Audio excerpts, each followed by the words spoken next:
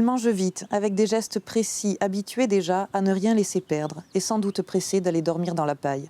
Et soudain, je me rends compte que je les envie. Leur bataille et leur course dans le noir, comme je partageais leur jeu quand j'étais petite. J'en serais capable, j'en suis sûre, mais ils riraient, se moqueraient de moi. Pas de fille au maquis, dirait-il, c'est comme ça. Et pourtant, qu'est-ce qu'ils feraient sans nous? Sans moi, sans ma mère, pour se lever en pleine nuit, leur faire à manger, les accueillir et les soigner.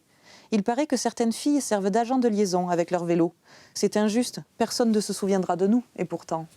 J'ai choisi Guingouin, un chef de maquis, de Yann Fastier, parce que c'est un livre qui nous permet de découvrir un héros de la résistance limousin, qu'on connaît ici de loin, on entend Guingouin, mais sans vraiment connaître son histoire. L'ouvrage en plus est particulièrement beau. Donc, il est paru en 2015 aux éditions de l'Atelier du Poisson Soluble. Alors en fait, l'auteur a travaillé avec la technologie de la linogravure. Il a gravé à chaque fois les illustrations, donc il y a eu plusieurs gravures pour chaque illustration en fonction des couleurs. Donc déjà, le travail comme ça est super intéressant. En fait, le livre est composé de doubles pages. À chaque fois, sur la page de droite, vous avez une illustration.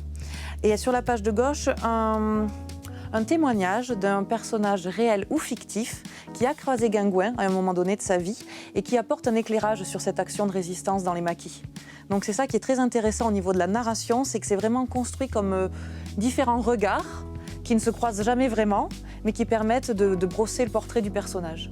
C'est important de découvrir ce bel album pour tout le monde, qu'on soit en Limousin ou au-delà, parce que c'est l'histoire d'un personnage emblématique de la résistance. Et qu'on soit dans le maquis du Limousin, qu'on soit sur le plateau des Glières ou dans le Vercors, les résistants ont tous œuvré ensemble. D'ailleurs, on va les croiser dans ce livre, et c'est notre grande histoire à tous.